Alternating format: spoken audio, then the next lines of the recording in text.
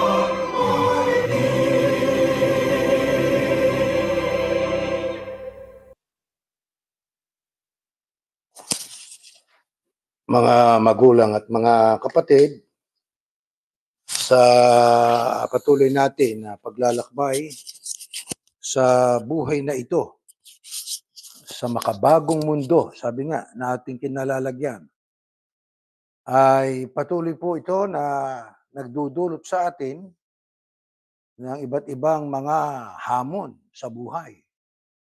Sa buong mundo, maraming bansa ang nakakaharap o kaya'y nahaharap sa matinding pagbagsak po ng ekonomiya. Alam natin yon na ito po ay nagre-resulta sa pagtaas ng paghihirap para sa napakaraming tao. Ang karahasan ay pumasok sa iba't ibang lipunan, sa iba't ibang bansa, na ito'y nag-iwan ng mga komunidad na takot, mga taong naguguluhan. Dahil nga po sa matinding karahasan, iba't ibang mga kasama ang nagaganap sa ating paligid. Ang katarungan po'y isang malayong pangarap para sa mga inaapi. Maraming mga nakabilanggo na hindi naman dapat nakabilanggo. Maraming pong mga inaapi ngayon sa iba't ibang panig ng mundo. Sila po'y naghahanap ng lunas mula sa kawalang katarungan na kanilang nararanasan. Tangi rito, sunod-sunod po ang mga natural na sakuna, mga kalamidad na dumating at tumama sa maraming bansa, na ito'y lalong nagpalala o nagpalubha sa mga pagsubok ng maraming tao na sa totoo lang ay nahihirapan mula sa sosyal at pang-ekonomiyang kaguluhan. Sa gitna po ng labis na pagsubok na ito, nagiging karaniwan na po para sa mga tao na humingi ng tulong mula po sa mga taong sa akala nila ay makakatulong sa kanila. Pero alam nyo, paulit-ulit nating natutuklasan na ang suportang natatanggap po natin mula sa ating kapwa, maging sa gobyerno, ay hindi ho kadalasang sapat. Ang totoo, kung hindi man kulang ay minimal lang. Ano yan? Diba? Hindi sapat upang matugunan yung ating mga pangangailangan. Ngayon, bilang mga tapat po na lingkod ng ating Diyos na si Yahuwah, kinikilala ho natin na ang pinagmumulan ng ating tulong na tinatanggap ay hindi sa kamay ng mga tao, kundi sa kamay ng ating Panginoon Diyos. Gayunpaman, mga kapatid, bagamat yon ang katotohanan, mahalagang maunawaan natin na ang pagkilos ng Panginoon Diyos, ang pagtulong ng Panginoon Diyos ay nakabatay sa kanyang prinsipyo, nakabatay sa kanyang kalooban. Tanging sa pamamagitan po ng ating pag-aaral ng mga banal na kasulatan, tayo po ay papatnubayan ito para ating pong maunawaan kung sino ang sa mga taos-pusong humihingi sa Diyos ang tatanggap sa kanyang dalangin at sa kanyang hinihiling sa Ama. Gaya ng ating paksa, sino ang tatanggap ng hinihingi nila sa Diyos? Sino kaya sa atin, mga kapatid? Kaya ating umpisahan ang ating pag-aaral sa isang tanong, ano po ang katangian na dapat pong taglayin ng mga tao upang sa kanyang pagdalangin sa Diyos, sa ating paghingi po ng ating mga pangangailangan ay tatanggapin natin ang ating hinihingi. Pakinggan natin ang unang talata sa ating pag-aaral. Anumang hilingin ninyo sa Diyos sa panalangin, ay matatanggap ninyo kung sumasampalataya kayo. Una, bago natin sagutin po ang ating tanong, dapat matuto tayong manalangin. Kaya ang pananalangin ay dapat ituro ng mga magulang sa ating mga anak, sa ating mga apo, sa ating mga kakapatid. Tayo ay dapat matutong manalangin. Bakit? Sapagkat sa pamamagitan po ng pananalangin ay magagawa po natin na tayo po ay makahiling sa Diyos ng ating pangangailangan. Pero sino pong nananalangin sa Panginoon Diyos ang tatanggap ng kanyang hinihiling na sabi ng Biblia anumang hilingin, siyempre yung salitang anuman, puwera yung masamang hinihiling ng tao, 'di po ba? Sapagkat hindi po magkokonsinti ang Diyos sa mga taong humihingi ng masasama, 'di ba? Ang kanyang hinihingi sa Diyos ay mabuti. Ang sabi ng Biblia, anumang hilingin niyo sa panalangin niyo, matatanggap niyo kung sumasampalataya kayo. Kaya tanungin po natin ang ating sarili. Ilang taon na po tayo sa iglesia o sa ating samahang ito? Noon at sa ngayon, sa napakakaunting labi, na siyang nagpatuloy sa paninindigan sa pagsunod sa mga aral ng Diyos. Gaano na po tayo katagal? Naitanong na ba natin sa ating sarili na tayo'y talagang sumasampalataya? Kag tayo ba'y lumalapit sa Ama sa ating pagdalangin, tayo po ba ay mayroon pong pananalig na ang Diyos na ating dinadalanginan ay makapangyarihan sa lahat? Na kayang-kaya po niyang ibigay ang anumang mabuting hihilingin natin sa Kanya? Mga kapatid, ano ang kailangan? Walang alinlangan, walang pagdududa sa ating paglapit sa Kanya. Bakit?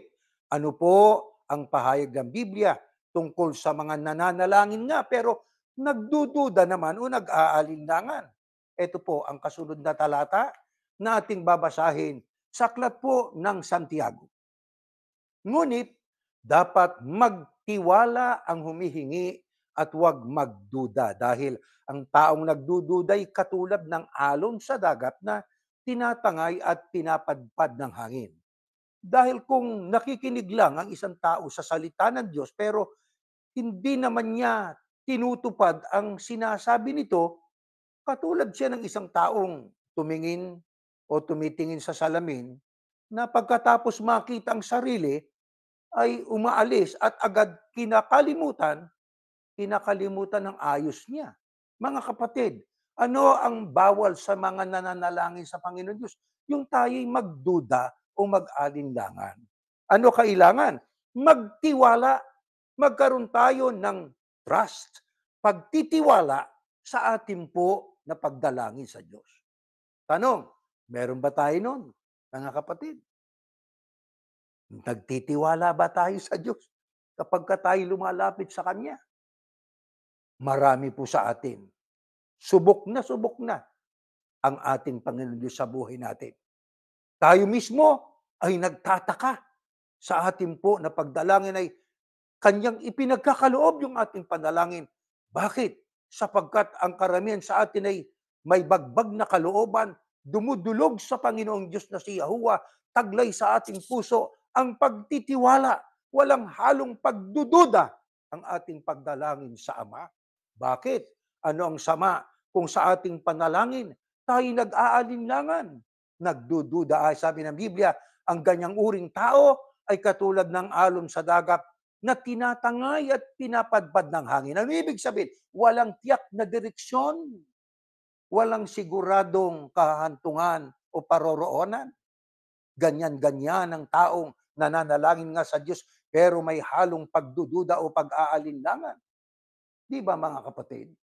Ngayon, paano pa natin dapat na matutunan ang nananalangin, didinggin ng Diyos ang kanyang panalangin? Ang sabi, dahil kung nakikinig lang ang isang tao sa salita ng Diyos, pero hindi naman niya tinutupad ang sinasabi nito, katulad siya ng isang taong tumitingin sa salamin, na pagkatapos makitang sariling umaalis, agad kinakalimutan ng ayos niya.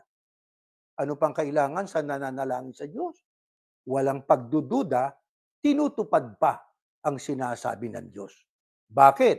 Sa ano itinulad ng taong nakinig pero hindi tinutupad ang mga aral na kanyang napakinggan? Katulad ng siya ng isang taong tumitingin sa salamin. Di ba tayo tumitingin sa salamin para makita natin ang ating kaayusan? Di ho ba? Pero yung humihingi sa Diyos na nagdududa, katulad ng alon, at ang isa pa, hindi tumutupad sa kalooban ng Diyos, hingi ng hingi. Pero yung hinihingi sa kanya ng Diyos, ayaw naman niyang gawin. Katulad siya ng taong tumitingin sa salamin, isipin yung pagkatapos makita ang kanyang sarili, umaalis, agad kinakalimutan ng ayos niya. Ano kaya mukha ko? Katitingin lang niya sa salamin. Ganyan-ganyan ang tao. Na nakinig sa aral ng Diyos, humihingi sa Diyos, pero ayaw namang gawin ang kalooban ng Diyos. Yan ay dapat tayo magkaroon ng isipang, sabi nga, symbiotic relationship. O, humihingi tayo sa Diyos, igagawin ng Diyos yun sa atin. Kung tayo nasa uri. Pero yung hinihingi naman sa atin ng Diyos, dapat din naman natin gawin, mga mahal na kapatid. Kaya tayo ay tinatawagan po ng Diyos ng pansin na dapat tayo po hindi lamang tagapakinig na sumasampalataya, hindi nag-aalinlangan, kundi tagapakinig na tagatupad pa ng kalooban ng ating dakilang Diyos. Mga kapatid, yung bang mga nagdududa, kahit tayo po ay sama-sama ritong naglilingkod kay Yahuwah, mga kapatid, may maaasahan ba yon? Pakinggan po natin. Next slide sa Santiago 7:8. Ang ganitong tao'y hindi dapat umasa na may matatanggap mula sa Panginoon dahil nagdadalawang isip siya at walang katiyakan sa mga ginagawa niya. Makakaasa ba ang tao na marunong manalangin sa Panginoon Diyos pero may kalakip na pagdududa ang kanyang taglay sa kanyang paglapit? Hindi lang yon. Hingi ng hingi. Yun namang hinihingi ng Diyos, ayaw niyang ipagkaloob o gawin o sundin. Ang sabi ng Biblia, ang ganitong tao ay hindi dapat umasa. Huwag ka na umasa. Na may matatanggap ka mula sa Panginoon Diyos. Bakit? Nagdadalawang isip eh. Ano ibig sabihin pagka nagdadalawang isip? Nagdududa ka. Di ba? Ano ibig sabihin? Walang katiyakan sa mga ginagawa niya. Kaya kung tayo may ginagawa, tinitiyak natin na ito'y kalooban ng Ama. Matutuwa ang Diyos noon. Ang ating ginagawa, alam natin na ito'y utos ng Panginoon Diyos. Kaya masama sa isang Yahusyano na tagapakinig lang na hindi nagsisiyasat. Dapat talaga, tayo'y dapat magsiyasat. Di ho ba? Paano yung pagsisiyasat? Katulad ng Biryano, nakinig na, binasa pa yung kasulatan sa sila sumampalataya. Bakit? Natiyak nila na yung kanilang napakinggan ay aral ng Diyos sa kanila tinupad. Pero yung ayaw tumupad, kapatid, huwag tayong aasang tatanggap tayo sa Diyos. Bakit? Isa lang kahulugan nun. Parang pare-pareho na lang. Di ba? Yung tumutupad, tatanggap. Yung hindi tumutupad, tatanggap din. Pinakikita lang ng Diyos, mga kapatid, na tayo nilikha niya para sa mabubuting gawa. Yung mabubuting gawang yon, yun po ang dapat nating handang tuparin at katuparan ating ipamuhay po yan, mga kapatid. Kailangan po yun, mga kapatid. Anong dapat nating hilingin sa Panginoon Diyos? Na yun ay kanyang ipinangako na ating matatanggap. Di ba? At ano ang kanyang mga alituntunin sa mga humihingi sa kanya para yung ating request sa Diyos ay ibigay niya. Next slide, sa unang Juan 5:14. At may kapanatagan tayo sa paglapit natin sa Diyos dahil naniniwala tayong ibibigay niya sa atin ang anumang hilingin natin na ayon sa kanyang kalooban. Mga kapatid, ano po at sino pang binigyan ng Diyos ng garantiya na kapag siya'y dumulog sa Panginoon Diyos, anuman ang kanyang hilingin ay ibibigay sa kanya ng Panginoon Diyos. Ang sabi, at may kapanatagan. May kapanatagan. Sabi nga sa English, now this is the confidence that we have in Him, that if we ask anything according to His will, He hears us. Nakita ninyo? Kaya panatag tayo. Kaya bilang isang Yahusyano, dapat bago tayo lumapit, tanungin natin ang ating sarili, panatag ba ako sa paglapit ko sa Diyos? Ano ibig sabihin? Katumbas, nagtitiwala ba ako sa paglapit ko sa aking Diyos? Bakit? Dapat kailangan yon. Sapagkat naniniwala ho tayo na ibibigay ng Diyos ang anumang hilingin natin sa Kanya. Ano yung anumang hilingin na yon? Yung ayon lang sa Kanyang kalooban. Diba mga kapatid? So kailangan yan. Ano ang halimbawa ng humihiling sa Diyos pero hindi ayon sa kalooban ng Ama? Pero ang tanong, sasagutin ba ng Diyos yun? Ito, pakinggan po natin, 4:3, ganito nakasulat. At kung humihingi naman kayo, wala kayong natatanggap dahil humihingi kayo ng may masamang motibo para mapagbigyan ang sarili niyong kasiyahan. Mga kapatid, ayon sa Biblia, kapag tayo humihingi sa ating Panginoon Diyos, dapat ayon sa kalooban niya. Bakit? Sapagkat kung hindi ayon sa kalooban niya, hindi tayo tatanggap. Ano sabi po ni Santiago? Ang sabi, at kung humihingi naman kayo, wala kayong natatanggap dahil humihingi kayo ng may masamang motibo para mapagbigyan ng sarili niyong kasiyahan. Ama, bigyan mo po ako ng salapi o pagpapala. Pagpalain niyo po ako para ako po ay makapagliwaliw at makarating sa iba't ibang lugar, makainom ng ganitong alak. Ako ay, ika nga, ay makataya sa loto, etc., etc. Ba't ka pa hihingi sa Diyos? Alam mo naman ang Diyos ay hindi konsentidor noong mga manggagawa ng masama. Kaya ang sabi ng Biblia, wala kayong natatanggap. Bakit? Sapagkat ang ibig nyo na hingin sa Ama, yung kahilingang may masamang motibo para lang mabigyan ng kasiyahan ng sarili. Mga kapatid, tayo bilang mga, ayan na, laging nakasulat yan sa ating bilin, di ba? Yung 1 Timothy chapter 2 verses 1 down to 2 na ating ipanalangin ang lahat ng mga pinuno ng mga bansa, ang mga nasa kapangyarihan, lahat ng tao ipanalangin natin. Ano layunin? Upang magkaroon tayo ng pagkakataon pa na ma-share natin yung mga kalooban ng Diyos anang sa gayoy mabuhay tayo na may kapayapaan sa isa't isa, magkakasama, kahit nagkakaiba-iba ng pananampalataya, mayroong peace. Kapag gayon ang ating hinihingi, ibibigay ng Diyos yon kung yon ang pasya ng Panginoon Diyos. Di po ba? Pero kung ang ating hinihingi naman po, mga kapatid, Ama, yung mga rebelde ay lipulin mo, sila'y patayin mo.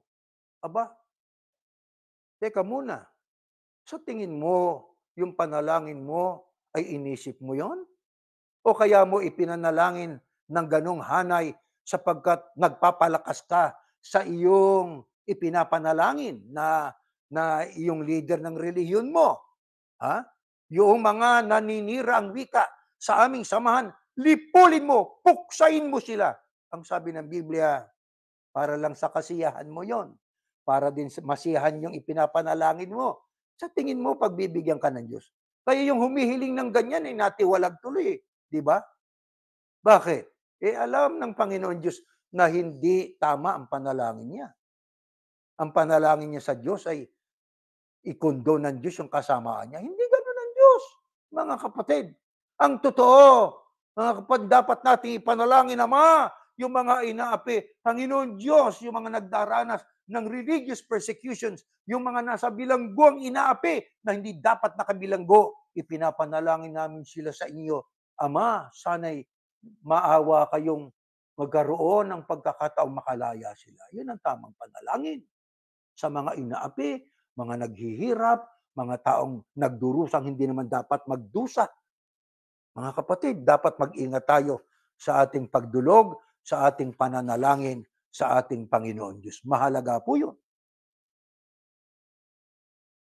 Sino po ang nananalangin sa Ama na may kapanatagan ng kalooban niya, na siguradong pakikinggan ng Diyos pa? Ito pa, pakinggan po natin. Kaya itong ating paksa, sapagkat wala tayong mapupuntahan Hihingi ka sa kapwa mo, kulang din yung kailangan nila.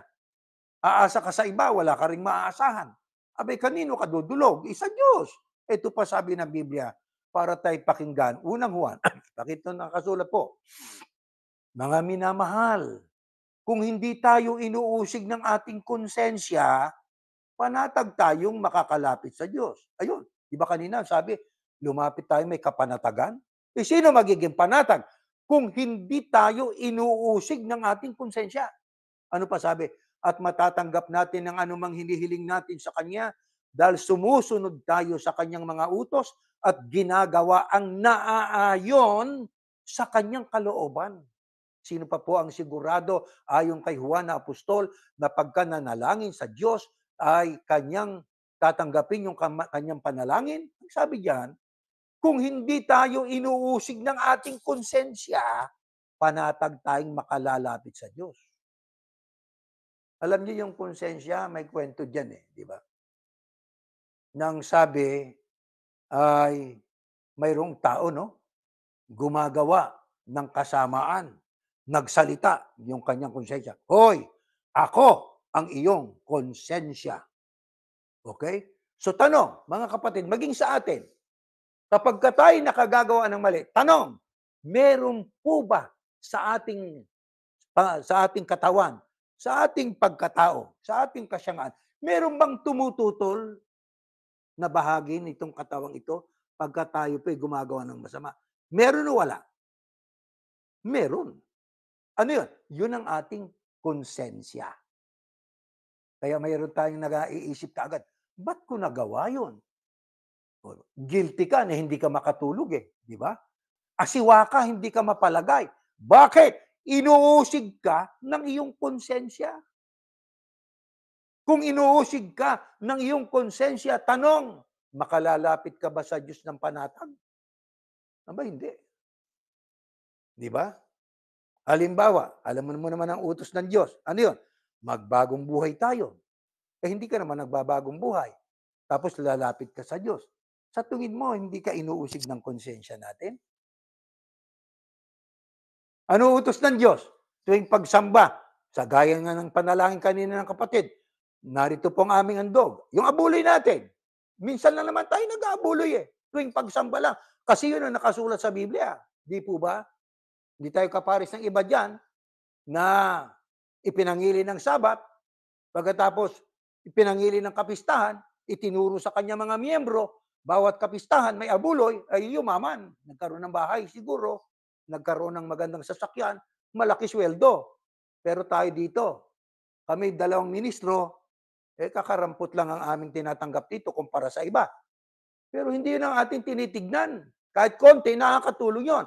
Pero ang ating po na tinitignan, tanong, malinis bang konsensya natin sa ating paglapit sa Diyos?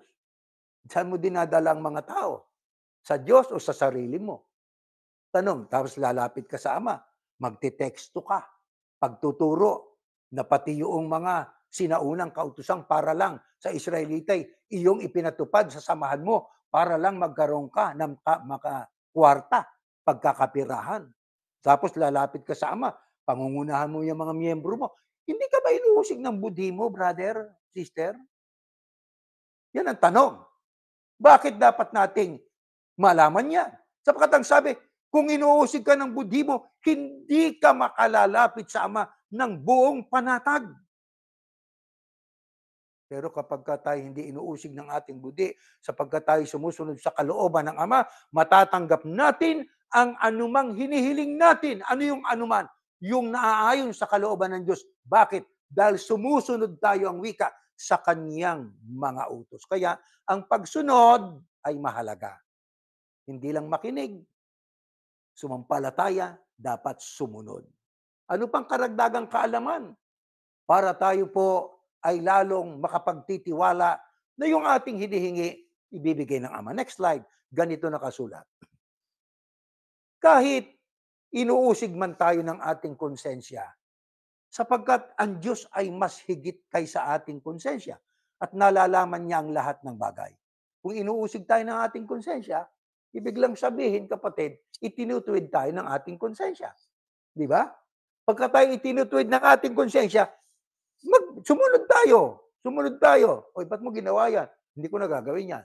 Para kang nagmomonologo sa sarili mo. So, bueno, hindi ko na gagawin yan. Bakit? Inuusig ako ng budhi ko Ngayon, sa kabila ng katotohanan ng inuusig ka ng budhi mo, hindi ka pa nagbago, abay, delikado yon.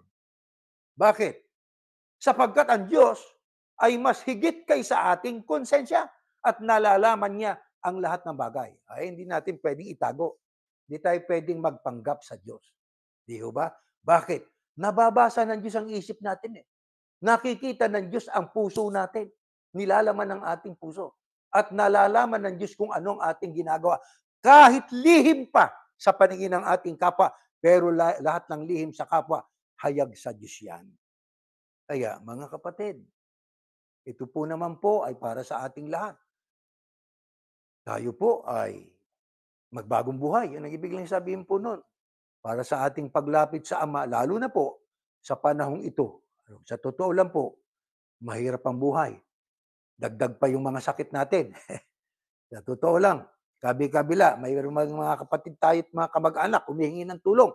Nang akala naman nila ay tayo namumulot na ng pera rito sa Amerika. Bagamat nakakatulong tayo ng konti, pero ati silang binibilinan, itong tulong kong ito, hindi naman lagi ito. Ito pa konti-konti lang, hindi naman palagi. Sana maintindihan niyo ako. Sa totoo lang, kayo man siguro mga kapatid, nakakaranas din yan. Kung may mga kamag-anak tayo sa Pilipinas, hindi masamang tumulong. It is better to give than to receive. Naroon ang kabanalan sa pagtulong Di ho ba? Pero yung ating tinutulungan, matuto naman sana. Na teka muna, itong tulong na ito, pansamantala lang ito. Kailangan ako makapaghanap ng trabaho para wag naman akong ika nga, sabihin na natin maging pabigat sa aking kapwa. Di ho ba mga kapatid? Ngayon, sabi ng Biblia, kailangan po tayo ay matuto, ang ating konsensya ay alam na alam ng Panginoon Diyos. Ito pa, karagdagang pang kaalaman para tiyak po na yung ating dalangin sa Ama na ayon sa gusto niya, ibibigay niya sa 19. Itaas lang natin ang basa. Ganito po ang nakasulat. Pakinggan natin, mga kapatid. Sa ganitong paraan, mapapatunayan natin na tayo nga ay nasa katotohanan at magiging panatag ang ating kalooban sa kanyang harapan. Ano pang dapat nating maintindihan? Para pagka tayo lumapit sa Ama na mayroong panatag na kalooban, maganda ang ating konsensya sapagkat nagbabagong buhay. Ang sabi ng Biblia, sa ganitong paraan mapapatunayan natin na tayo nga ay nasa katotohanan.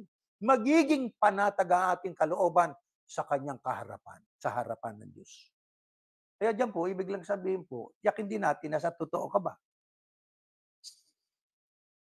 Tayo nang magkaroon ng malaking pagsubok sa iglesia, sa ikatlong grupo, marami ang tumalikod, sumunod sa kanilang leader, pinapurihan at pinasalamatan ng kanilang leader, kapansin-pansin yan sa kanilang mga aktibidades, pag mayroong mga bagong mga simbahan sila nakasulat sa tarpaulin, maraming salamat po. Pagtalikod yon, hinahandugan nila ng awit, yung leader nila. Bakit hindi nila naramdaman na sila tumalikod na sa Panginoon Diyos? Kasi ang dati nilang gawa ay nagagawa pa nila. May kapilya sila, may socializing sila. Hindi nila naramdaman, hindi nila namalayan, talikod na sila. Mayroong itinira ang Diyos. Sino yun? Yung napakakaunting labi.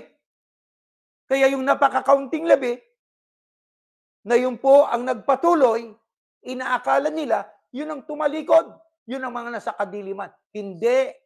Tayong mga napakakaunting labi. Ang iniwan nila. Kaya ang sabi, iniwan nila ang anak na babae ng Sion. Iniwan nila. Sino yung nila? Yung mga majority sa miyembro doon. Sumama sa leader nila. Milyones sila. Napakakaunti na tira. Yun ang nagpatuloy. Kaya sino dapat magbalik loob sa Diyos? Sila. Itigil na nila ang pagsunod nila sa leader nila at magbalik loob sila kay Yahuwah.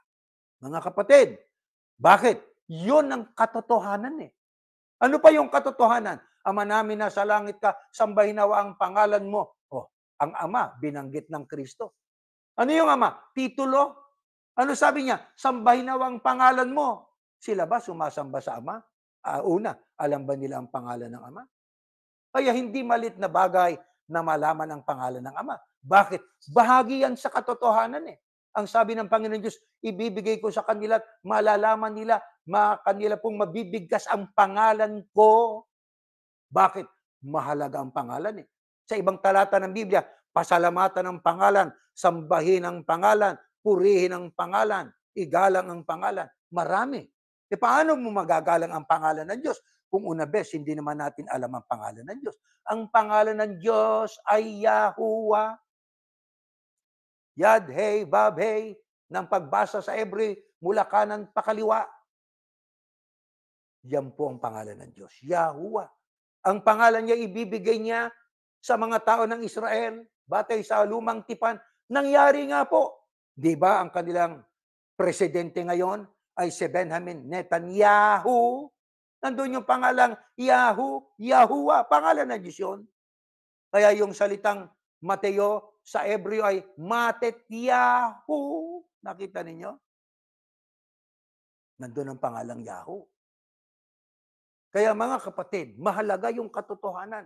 Ilan ang tunay na Diyos? Ikaw ang makilala nila na iisang Diyos na tunay. Katotohanan yon. Ito ang buhay na walang hanggan. Pag mayroon tayong pananampalataya, ang Diyos lang na si Yahuwah ang iisang tunay na Diyos. Mayroon pong mga nangangaral ng iba. Marami daw Diyos, Trinity. Anyway, isa lang kahulugan nun. Bakit? Ganun ang kanilang pangangaral. Hindi sila kabilang sa Abrahamic family. Hindi sila kabilang sa pamilya ni Abraham. Bakit? Ano ang pananampalataya ng pamilya ni Abraham? Monotheistiko. Iisa lang ang Diyos. Kaya tingnan nyo, ang naging anak nitong si Abraham kay Hagar, ang pangalan Ismael, na diyan ang galing ang mga Arabo, ang reliyong Muslim. Ilan ang Diyos nila? Isa lang. Di ba?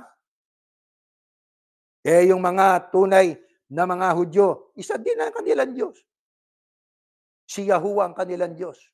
Yung mga tunay na tinatawag nating tagasunod ng Kristo, isa din ang kanilang Diyos. Monotheistiko. Katakataka ba kung mayroong mga tao at ibang mga ngaral ng kanilang Diyos ay Trinidad, tatlong Diyos, pero ayaw nilang tanggapin tatlo yun. Iisa daw sa pagka-Diyos, tatlo persona. Pero bawat isa pag binilang mo, ang Ama ba Diyos? Oo, isa na. Ang Anak ba Diyos? Oo, dalawa na.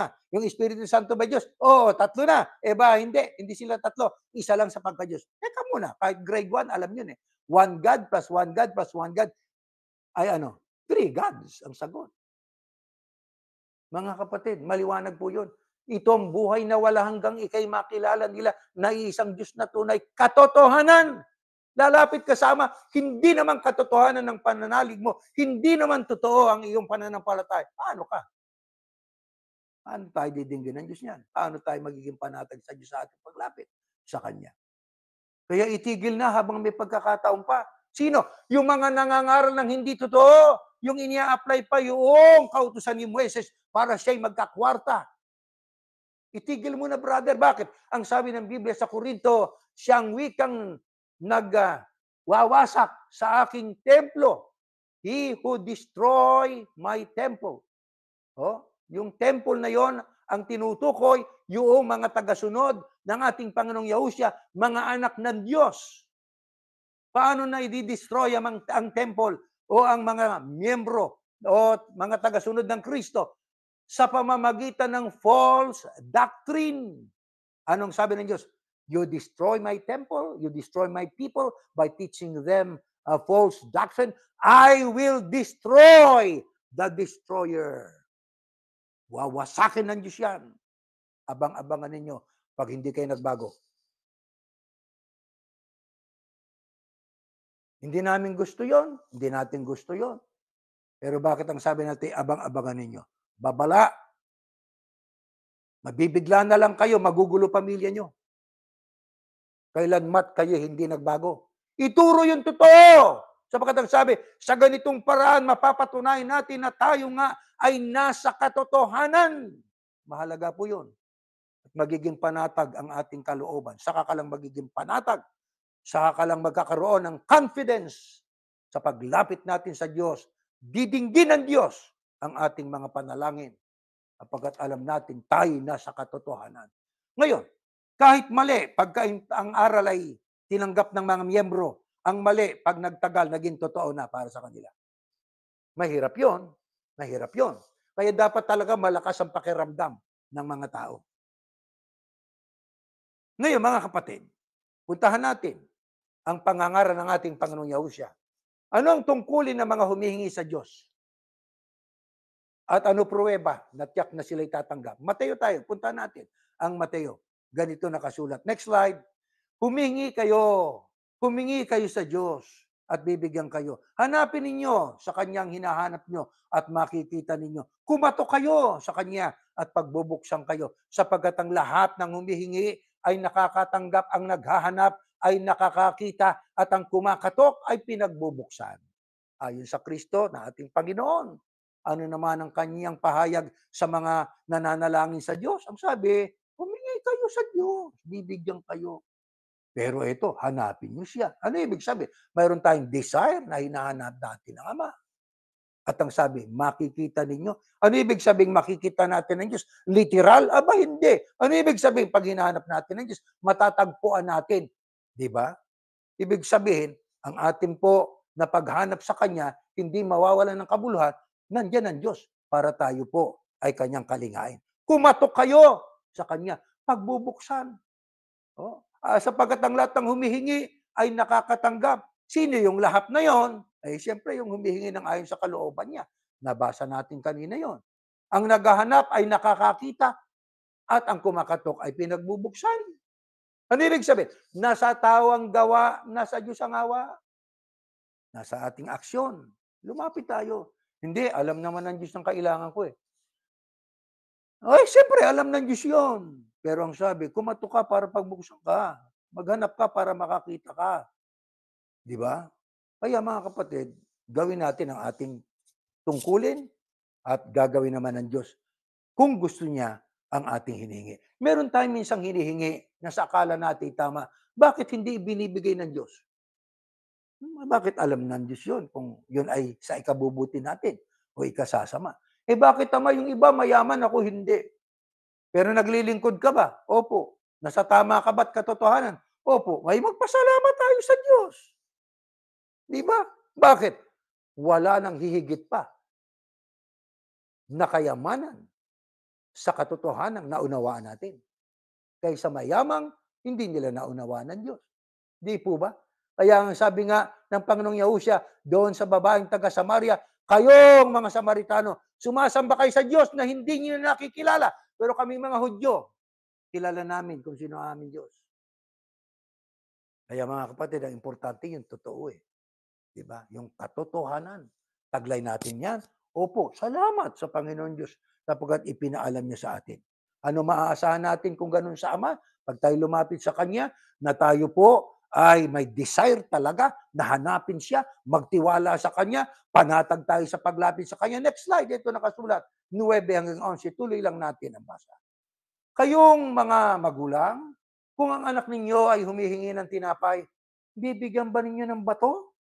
At kung humihingi siya ng isda, bibigyan ba ninyo ng ahas? Kung kayong masasamay, marunong magbigay ng mabubuting bagay sa inyong mga anak, gaano pa kaya ang inyong amang nasa langit? Ibibigay niya ang mabubuting bagay sa mga humihingi sa Kanya. Isipin niyo kung sa ano itinulad ng ating Panginoong Yahusya ang pagbibigay ng Diyos ng mga pagpapala sa mga anak niyang nasa kalagayang panatag, sumasampalatay, walang duda sa paglapit sa Kanya. Kaya ang sabi niya, kayong mga magulang di ba? May mga anak kayo. Kung yung mga anak niyo humihingi ng tinapay, bibigyan ba niyo ng bato?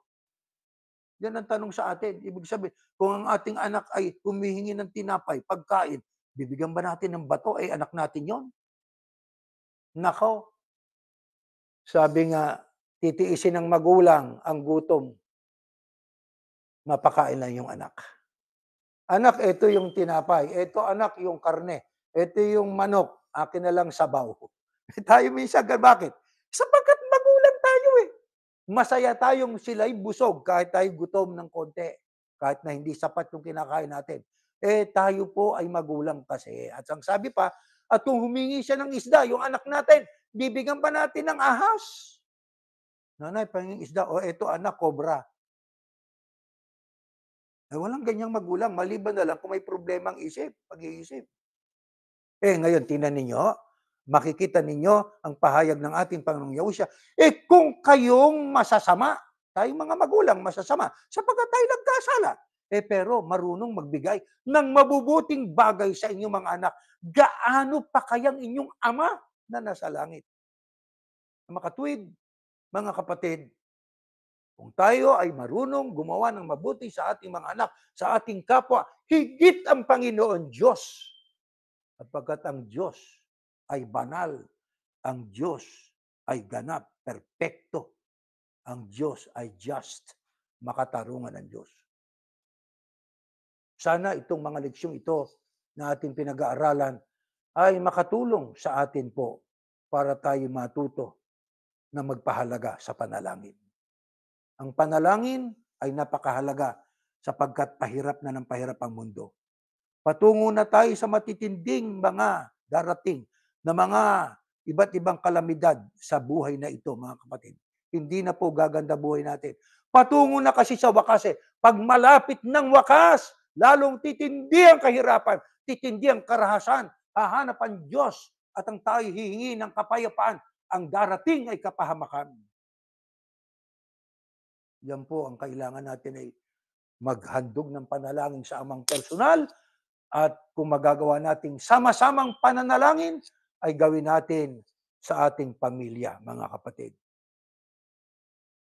Ano dapat na mahalagang aral ng Kristo na dapat nating mataglay sa patuloy nating pakikihamok sa buhay na ito para atin pong makapiling lagi ang Diyos, maramdaman natin siya sa buhay natin. Next slide, sa 5:48, ganito pong ating mababasa. Kaya dapat kayong maging ganap tulad ng inyong amang nasa langit.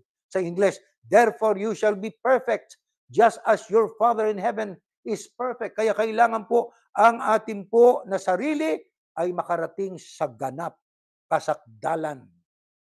Kapag atin po na ginagawa po yun, isa lang ang kahulugan. Matutupad sa atin yung pagkakalika sa atin ng Diyos. Ang sabi, ang tayo nilikha ng Diyos sa larawan, hindi, sa image of God. Tayo were created by God.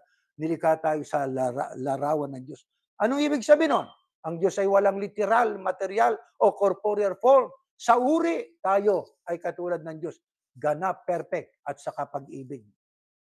Kapag tayo po ay ganon, mga kapatid, nagaganap natin, nagagampanan natin niya ang panawagang yang maging ganap tayo, na tayo nagpipilit na maging katulad ng Ama.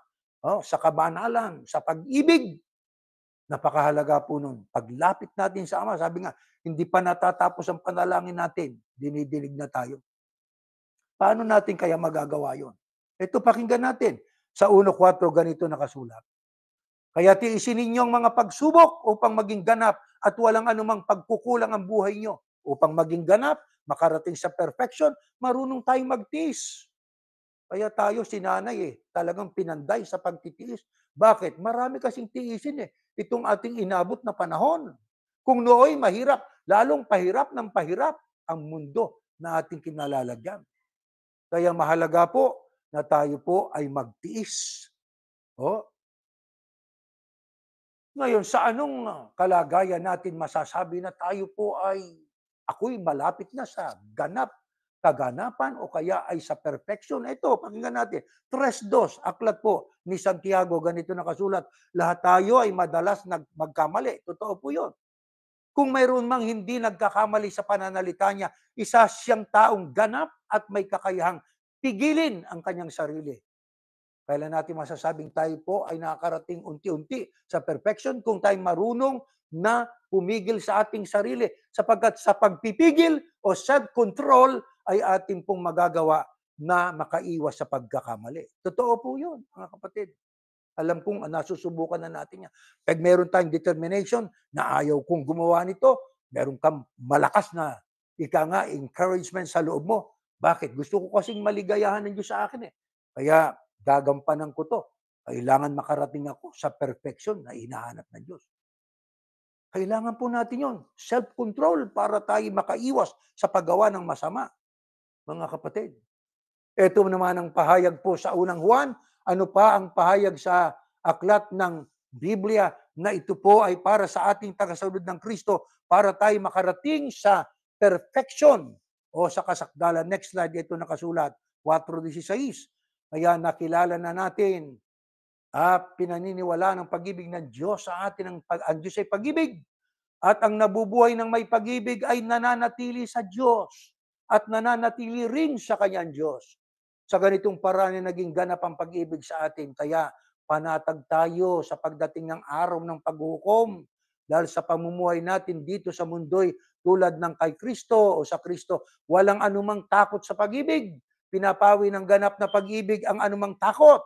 Kung natatakot man ang isang tao, ito'y dahil sa takot na maparusahan at ipinapakita lang nito na hindi pa lubos na natupad sa kanyang pag-ibig. Mga kapatid, ano pa ang kailangan natin para tayo po'y maging panatag sa ating pamumuhay, sa ating pong pagharap sa hamon ng mundo? Kung sabi, kailangan po magkaroon tayo ng pag-ibig. Lumapit tayo sa Diyos na may pag-ibig, hindi napipilitan. Kaya hindi napipilitan sa pagsamba, hindi napipilitan sa pananalangin, hindi kinatatamaran ang pagpanalangin sa Diyos. Bakit? Sapagkat ang Diyos ay may pag-ibig. Ang Diyos ay pag-ibig eh. God is love. At ang nabubuhay ng may pag-ibig ay nananatili sa pag-ibig ng Diyos at mananatili rin sa Kanya ang pag-ibig ng Diyos. Sa ganitong wika, ganap yung pag-ibig natin. Panatag tayo pagdating ng araw na tayo po ay tatanggap ng ating po na anumang verdict sa ating ginawa. Di po ba? Dahil sa ating pamumuhay sa mundong ito ay katulad ng sa Kristo. Ang Kristo ang ating modelo eh. Kaya taglayin natin ang isipan niya. Banal, mapagpakumbaba, mayroong pagpipigil sa sarili, ang sabi nga ng Apostol Pablo, para maiwasan natin ang kasamaan at tayo magkaroon ng malinis na konsensya sa ating paglapit sa Ama. Kailangan din, dahil sa pag-ibig, ay napakahalaga po nun. Ang pag-ibig, because of love, wala kang takot. Di ba totoo yun? Sabi nga, amor vencet omnia. Love conquers all. Pag may pag-ibig, anumang takot yan, nako-conquer because of love. Kaya tingnan ninyo yung 3 Hebreo, dahil sa pag-ibig nila sa Diyos, ay ligtas man kami, hindi na amin Diyos. Hindi kami sasamba dyan. Sa inyong Diyos-Diyusan na yan, because of their love sa Panginoon Diyos. Tayo man po, magagawa rin natin yon. Di po ba? Kaya, ang sabi pa na pinapawi o inaalis ng ganap na pag-ibig, yung takot. Bakit mayroong ibang takot? Takot kasing maparusahan eh. Bakit? Masakit eh, di ba? Kaya, nawala ng pag-ibig, natakot. Kaya yung may takot, nawawala yung pag-ibig. Bakit? Sapagkat wala siyang tiwala sa Diyos na puno ng pag-ibig. Pero kung tayo po'y tumitiwala sa Ama na puno ng pag-ibig, ang pag-ibig na may nasa atin, may pag-ibig tayo sa pagsunod sa kalooban ng Ama. Ano man ang hadlang, nahaharapin natin yan ng buong giting at buong tapang. Mga kapatid, totoo po yan. At yan ay nasubukan na po natin sa maraming beses sa ating buhay. Gaano kahalaga ang tayo yumaman sa pananampalataya. Kaya kung mayroon man tayong dapat hilingin, dagdagan ang pananampalataya natin, dagdagan ang pag-ibig sa Diyos, dagdagan ang ating pagsunod sa Panginoon Diyos. Ito po, 21:21, ganito nakasulat. Next slide. Ayan. Sumagot si Yahushua, sinasabi ko sa inyong totoo, kung may pananampalataya kayo at walang pag-aalinlangan, magagawa rin ninyong ginawa ko sa puno ng igos. At hindi lang yan, maaari rin ninyong sabihin sa bundok, lumipat ka sa dagat at lilipat nga ito. Ganon ang magagawa ng pananampalatayang may pag-ibig. Pananampalatayang may pagsunod sa kalooban ng Ama at panatag, walang anumang pagdududa. Ang sabi ng Kristo, sinasabi ko sa inyo, totoo, hindi ka sinungalingan ang sinasabi niya. Kung may pananampalataya kayo, walang pag-aalinlangan, magagawa rin ninyo ang ginawa ko sa puno ng igos. Hindi lang yan, maaari rin ninyong sabihin sa bundok, lumipat ka sa dagat at lilipat na ito. Ang imposible, nagiging posible because of faith, because of love, trust in God. Di po ba? Pero sa hindi sumasampalataya, kahit posibleng-posible, nagiging imposible. Kaya kailan lalong naging, makapangyarihan sa buhay natin ang taglay nating tunay na pananampalataya? 14:12, ganito po nakasulat, mga kapatid. Next slide. Sinasabi ko sa inyong totoo, ang sumasampalataya sa akin ay makagagawa rin ng mga ginagawa ko, sabi ng Kristo, at higit pa rito ang magagawa niya dahil pupunta na ako sa Ama. Isipin yung garantiya ng Kristo. Pananampalataya, faith, panatag ka sa pananampalataya. Ang sabi ng Kristo, ang sumasampalataya sa akin ay makagagawa rin ng mga ginagawa ko at higit pa rito ang magagawa niya dahil pupunta na ako sa Ama. Kaya yan ang garantiya ng ating Panginoong Yahushua.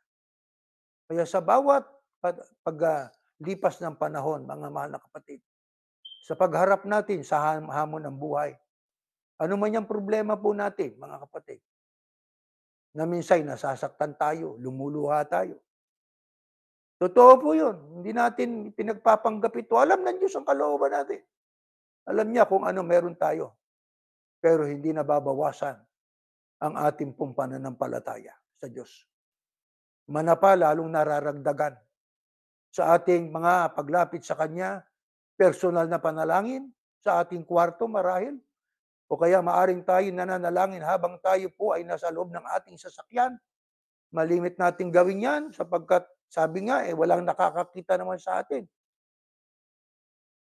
Nasasabi natin doon sa tagpong yun ang ating kailangan sa Ama. Nasasabi natin sa Ama, Ama, pagpalain mo pa po kami. Huwag mo po kaming iiwan. Mahirap ang mag-isa.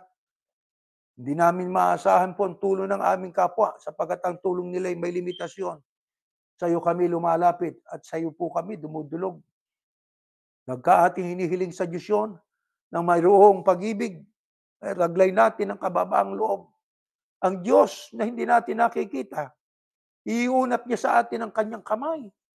At nararamdaman natin gumagaan ang ating kalooban sapagkat kumikilos ang Diyos sa paraang hindi natin nakikita. Nararamdaman natin ang pagtulong niya. At pagka nararamdaman natin ang Diyos sa ating pananalangin, hindi natin mapigilan ang ating pagluha, luha ng kagalakan, luha ng pagsusumamo, pagtangis ng paghingi ng tulong sa Kanya. Sapagkat lalo kung tayo sumusunod sa kalooban niya, masasabi natin sa Kanya ang ating mga pangangailangan at ibibigay naman sa atin ng Diyos ang ating gusto na ayon sa gusto niya. Sana pagpalain tayo ng Ama, nadagdagan tayo ng pananalig at pananampalataya, panalangin ang lunas sa lahat ng patindi na kahirapan at kaguluhan sa mundo.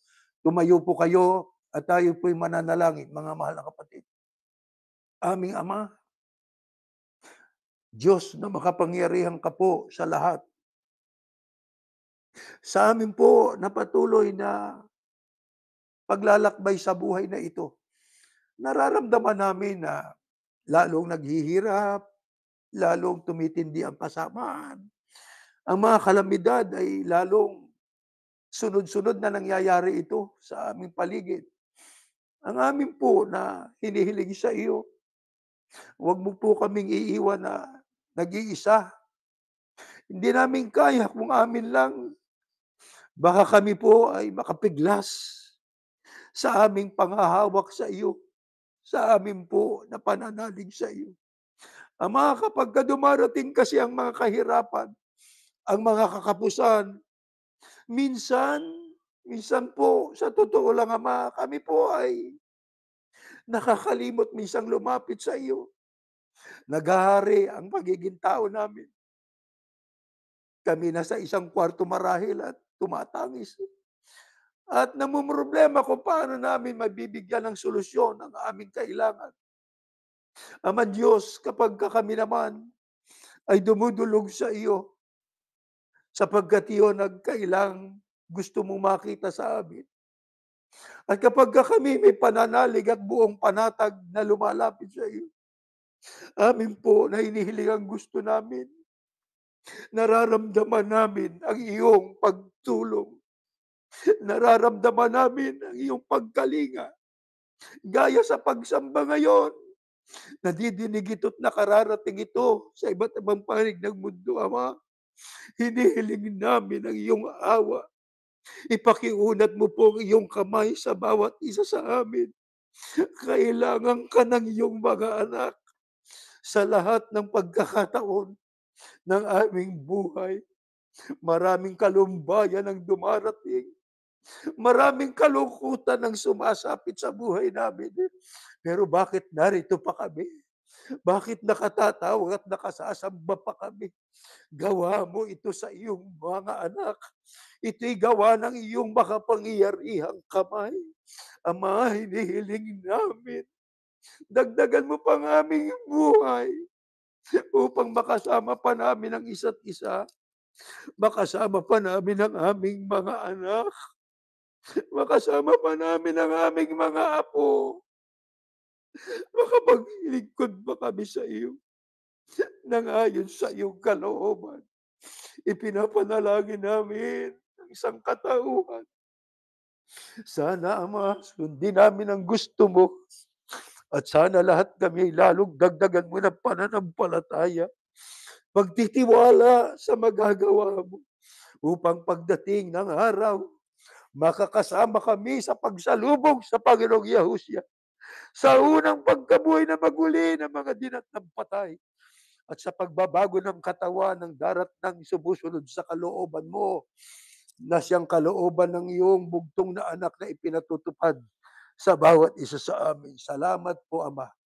Salamat po ng marami sapagkat ipinaalam mo ang kalooban mo, ang gusto mo na ito sanang maabot namin. Mamuhay kaming may kapanatagan, pag-ibig at pagtitiwala at puno ng pananampalataya sa iyong magagawa. Ito po hinihiling namin, Ama, sa ngalan po ng iyong anak, Panginoong Yahushua Masiyak. Amen.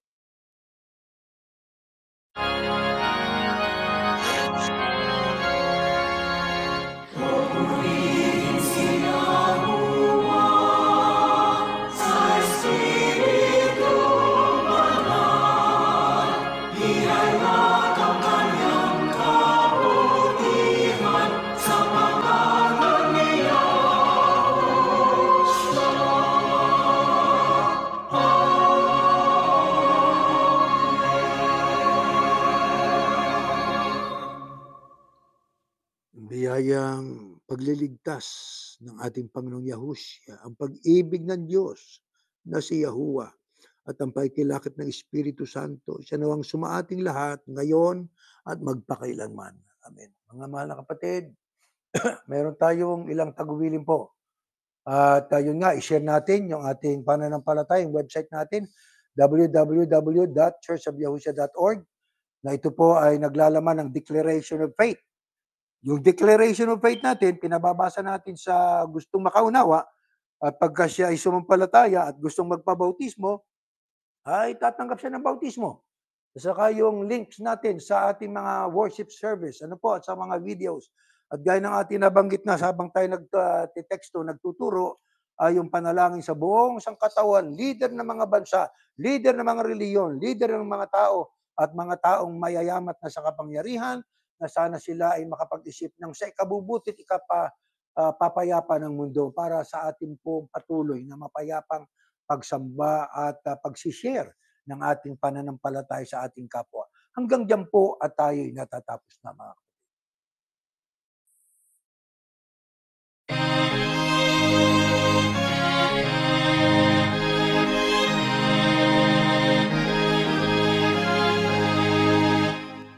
Sa puso natin ang aral ng Diyos Yahuwah at maging matatag. Pagkatyag na darating araw ng paghuhukom o kaya siya'y dinggin. Mga labing ang iglesia, ipagtanggol ang katwiran, gamit ang sandal.